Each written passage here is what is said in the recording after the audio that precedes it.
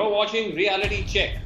It's game on in the Rajasthan crisis. Sachin Pilot virtually on his way out of the Congress. The Gehlot Sarkar on the brink. What brought it to this pass? Was this simply a genuine rebellion by a young Congress leader who felt stifled by the old guard? Or was this a deeply plotted conspiracy with the hand of the BJP behind it? That's what we'll attempt to decode tonight on Reality Check. I'm going to be joined by Gulab Chand Kataria, senior BJP leader, former Home Minister of Rajasthan. Kataria जी, आप हमारे साथ जुड़े reality check पे, NDTV पे बहुत बहुत धन्यवाद। आएंगे आपके पास। नमस्कार। आपको धन्यवाद। आप ये सबसे पहले कटारिया जी, इससे पहले कि मैं आपके पास आऊं, हम दिखाना चाहेंगे अपने दर्शकों को, we'd like to play for our viewers the chronology of how from this morning the clock began to tick, both for Sachin Pilot and for Ashok Gehlot. Endgame in the desert. Endgame in Jaipur as Rajasthan's Congress MLAs gather at a luxury hotel. The second such meeting in 24 hours, this one delayed by an hour to allow Sachin Pilot and his rebels to join. But once again, a Sachin no-show, and this time the Congress acted against its number 2 leader in Rajasthan. Shri Sachin Pilot ji को, श्री विश्वेंद्र सिंह जी को और मीना जी और श्री रमेश मीना जी को उप मुख्यमंत्री और मंत्री पद के भार से फौरी तौर से मुक्त किया जाता है। 2 Sachin loyalists also sacked from the cabinet. The Chief Minister said the Congress had no choice given that Sachin was trying to bring down his government. ये षड्यंत्र बहुत बड़ा है, हॉर्स ट्रेडिंग हो रही है और ये चलता रहा और जो स्थिति आज पहुंची उसी कारण पहुंची है। हमारे कुछ साथी गुमराह होकर के चले गए दिल्ली के अंदर। The Congress claims that Sachin had made 3 near impossible demands. What he wanted was to be Chief Minister in the final year of the state government, and this was to be declared in advance. He wanted good berths for MLAs who had been loyal to him, and he wanted the removal of Avinash Pandey, the Congress's Rajasthan in charge. Pilot himself chose to remain silent, simply tweeting cryptically that the truth will prevail. The Chief Minister met the Governor to inform him of the sackings, but also to press the claim that he has the numbers.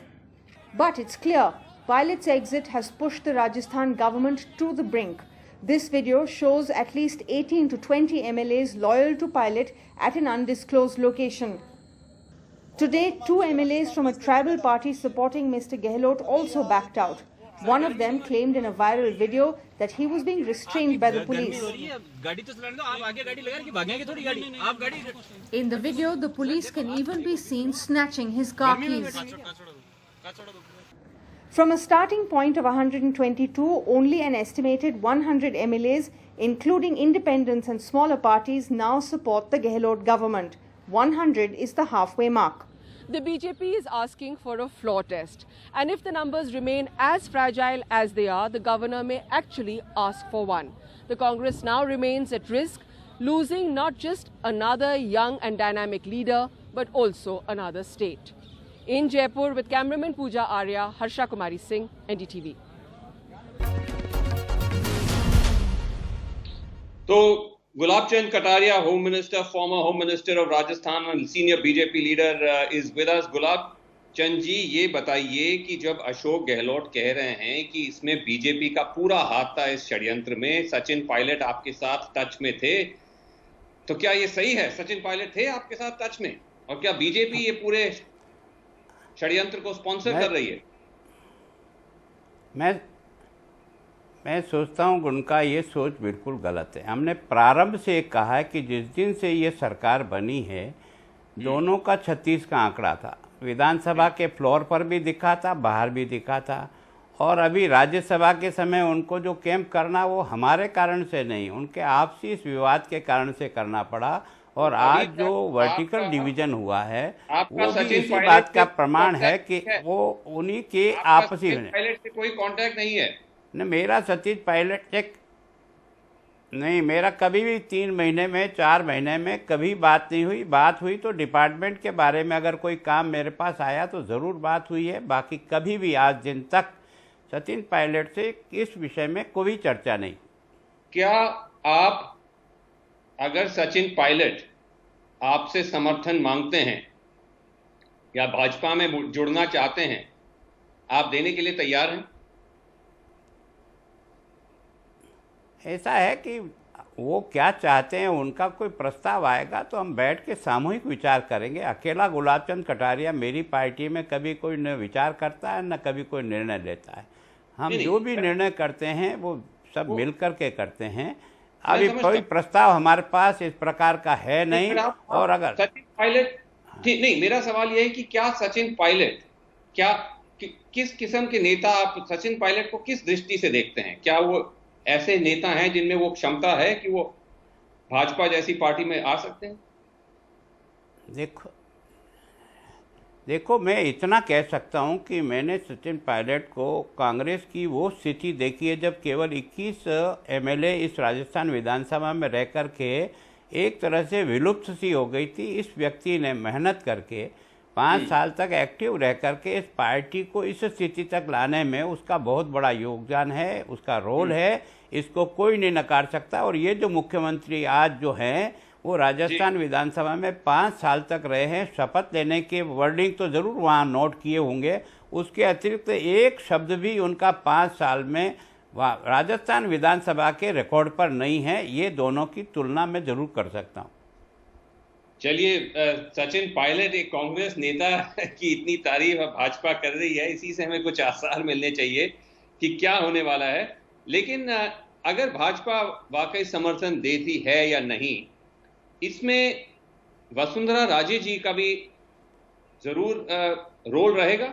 वो भी आपके meetings और आपकी strategy में शामिल हो रही हैं? निश्चित रहेगा। मैंने स्वयं ने उनसे बात की है, कल उनको बुलाया है।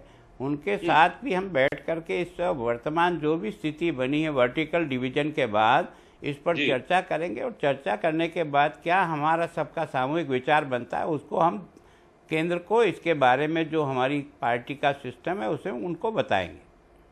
तो आखिर में गुलाबचंद जी, आप इस बात को तो डिनाई करते रहेंगे कि आपका कोई इसमें हाथ नहीं था, लेकिन फैक्ट है कि अशोक गहलोत जी के करीबी बिजनेसमैन पे आईटी के रेड उसी दिन पड़ते हैं जिस दिन उनका वो अपना शक्ति प्रदर्शन कर रहे हैं।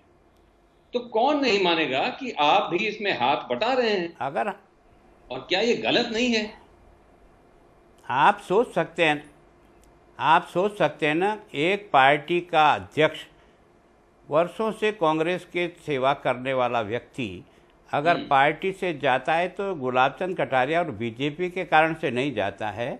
आज जो स्थिति बनी है कांग्रेस का, जो वर्टिकल डिवीजन हुआ है, वो मैं चाहूं तो नहीं बना सकता हूं। ये निश्चित रूप से पार्टी का अंदर। हाँ, आईटी के रेड्स, आईटी के छापे, हाँ जी, जो पड़े अशोक जी गहलोत के सहयोगियों पर, उसका कोई नहीं। आवाज समझ में नहीं आई, आवाज बहुत तेज है, समझ में नहीं आती। चलिए कोई नहीं। क्या पूछना चाह रहे हैं आप? आपने हमारे साथ बात किया, बहुत बहुत धन्यवाद। Thank you very much Indeed. Gulabchand Kataria there. Also joining us is Faizan Mustafa, Vice Chancellor of the Nalsar University, the Law University based in Hyderabad. And also Pradyodey Burman is with us. He's formerly of the Congress party leader from Tripura. Others joining us as well shortly. But first, let me start with Faizan Mustafa. Faizan Mustafa, thank you so much for joining us. The question which everybody wants to know now is what exactly is going to happen as far as the numbers are concerned. The government claims they still have a majority. They had about 122. It's down to about just over 100, which is the halfway mark. What is the governor going to supposed to do? What are the options before him? Thank you, Vasu. Kalraj Mishra himself is a senior BJP leader, and therefore whatever directive would come from Delhi, accordingly he would either ask Chief Minister to take a trust vote or delay it. So whatever action governor will take will eventually That's very direct. Now, it seems right now, Sachin Pilot and his group, in a matter of about 3 days, they are able to have about 20 people with them. So I really don't know whether in next 3 days they won't be able to get another 20 people. But as numbers stand today, probably it is Advantage Gehlot. He's a seasoned veteran politician pitted against very dynamic, energetic young leader. And as BJP leader Kataria Saab was himself saying, that at the age of 26 he became member of parliament, and then at the age of 29. But Faizan Saab, I want to ask you about the challenge here for these rebels, whether it was in Madhya Pradesh, Karnataka, or now, is how do you basically unseat a government without invoking the anti-defection law? Vasu, the problem is that the anti-defection law, which was originally made to curb this whole business of floor crossing and what in Haryana was termed as Ayaram, Gayaram, where somebody changed parties thrice in a matter of 2 weeks, that law is not working right now. And it is not working, one, because if you have a speaker on your side, the speaker will take years to decide the matter. In Tamil Nadu, for instance, the matter is still pending.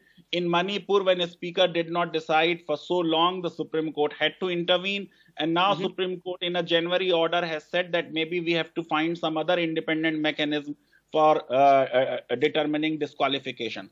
So right now, these rebels, so to say, either they would abstain themselves when a vote of confidence is taken. But if they merely abstain, then the number goes down and it will be Advantage Gehlot.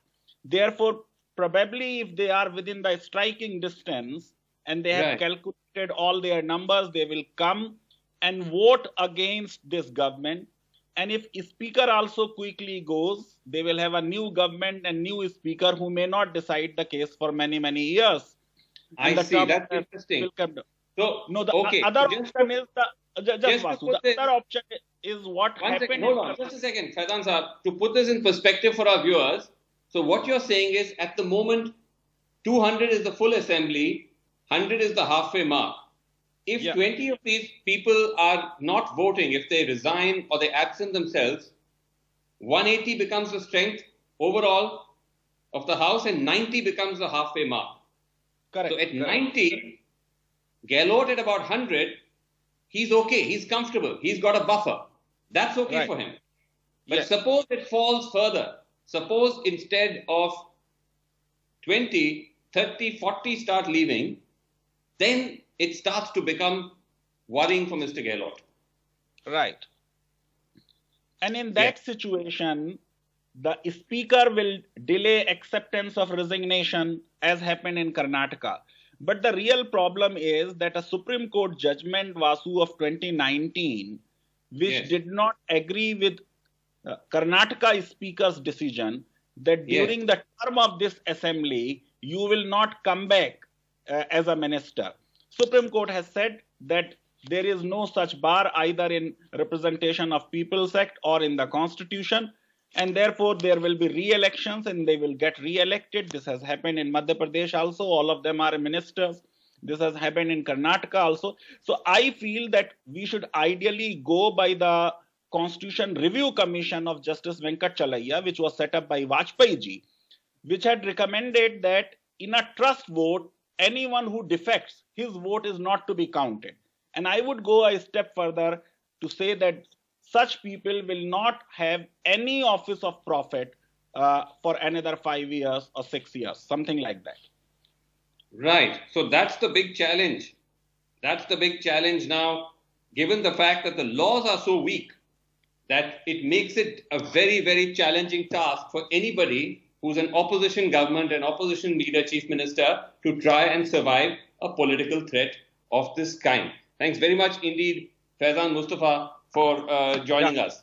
Also joining us tonight on the show, Supriya Srinath is with us of the Congress Party. Rakesh Goswami, Bureau Chief, Hindustan Times in Rajasthan, based in Jaipur, very, very closely tracking this big story. Rakesh, thanks for joining us. Rakesh, I saw your tweets. You're one of the journalists who saw this coming. Now, Rakesh, it's pretty much end game as far as Sachin is concerned. It looks like he's on his way out. He's looking all set on the brink of pulling off a Jyotiraditya Scindia. But the numbers, Rakesh, hovering somewhere around 20. Could they go up? Does he genuinely have more support? No, on the contrary, Srinivas, I think the numbers will go down now. Because we learned from our sources that there are some of the people in Sachin Pilot's camp who are likely to return to Jaipur and join the other camp. So, on the what you saying is, will the numbers go up? No, the numbers will not go up. The numbers may go down, and there may be more support with Ashok Gehlot. That's what we are hearing. Oh, I see. So you're hearing that actually the numbers could start going down for Sachin Pilot's camp, and some of those people could come back? Yes, that's right. That's what our sources are telling us. We don't know what will happen, but from what we hear is that at least 3 people from his camp, from Sachin Pilot's camp, may come back to Ashok Gehlot's camp either tomorrow or by tomorrow evening. Okay, well, if that's the case, that's good news for the Congress Party, Supriya. But the fact that, and I know that this is a question you've probably been asked on every show that you've been on in the past 24 to 48 hours, the fact that the High Command just sat and watched this happen, just another state implode, go to the brink. Thanks for having me on the show, Vasu. Similar questions have been asked, but I will ask a counter question of the BJP. I mean, with Rajasthan, the toll goes up to 10, where they have not won a popular mandate, where they get into the grime of things, use money power. You were asking a question of Mr. Karia on IT and ED raids, misuse of agencies, and that is what they try and do, topple democratically elected government. As far as Sachin Pilot is concerned, he's been a very valued colleague of the Congress Party. I'm coming to that. He's been a very valued colleague. He's a senior congressperson. I am just saying everybody should be ambitious. Am I and you not ambitious? All of us are ambitious. But you've got to temper your ambition so that you don't start harming yourself and your own house. You cannot be a pawn in the hands of the BJP and then claim to be a staunch congressperson. I think today this needs to be said. Okay, Pradyot, you've been very vocal about your reasons for leaving the Congress, but look, everyone has their own justifications and their reason. In the case of Sachin, Pradyot, what we heard is that he wanted to become chief minister. He wanted it to be declared that he will be made chief minister in the life of this government in the last year. That has to be publicly declared. Is that realistic? You have 20 MLAs with you and you want to be chief minister?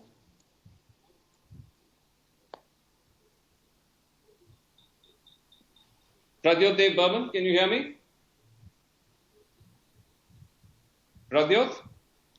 Can I please come in for 10 seconds? Yeah, I'm just trying to see if Pradyot can hear me, if my control room can tell me whether he can hear me. I can't hear anything. Okay, while we're checking on Pradyot, Supriya, go ahead. I just have one thing to say. This is a democratically elected government. The Congress Legislative Party met.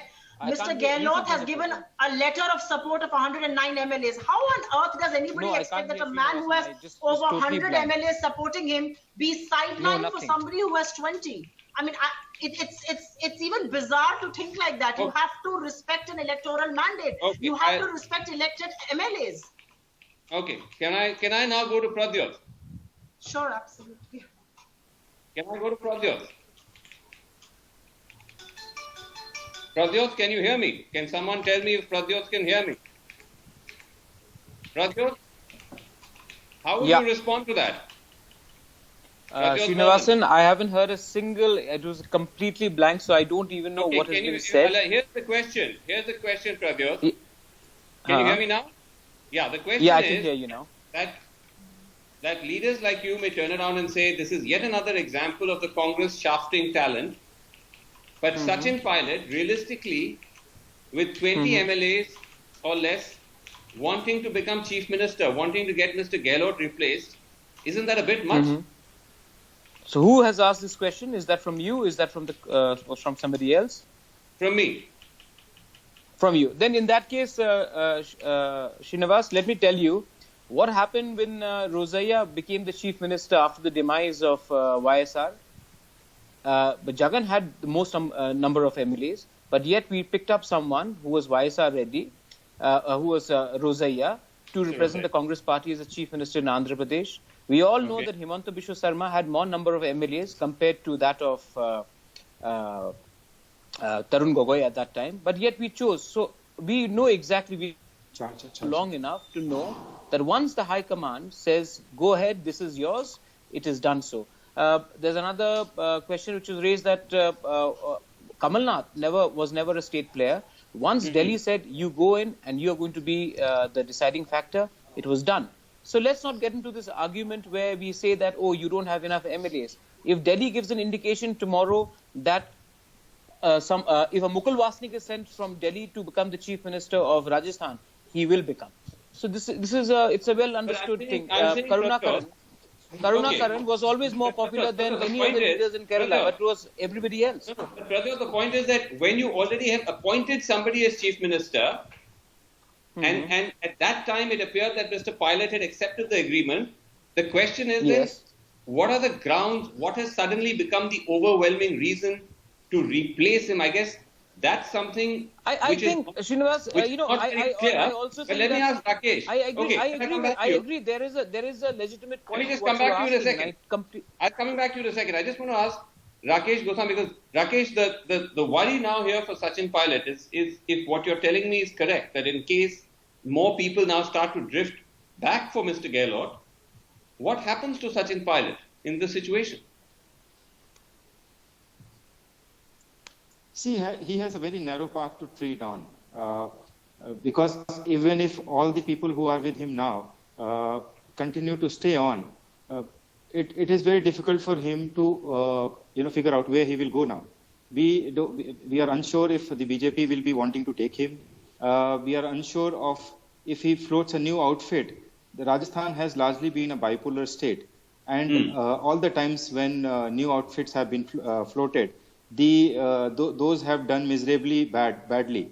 So we don't know what way he will take, but it's going to be a very, very difficult and very narrow path for him politically in Rajasthan for now. Even if all these MLAs stay on with him, but we know for sure that some of them may return because the back channel talks are on, and especially after what has happened in the afternoon today. Some of the MLAs may also be worried about the actions against them.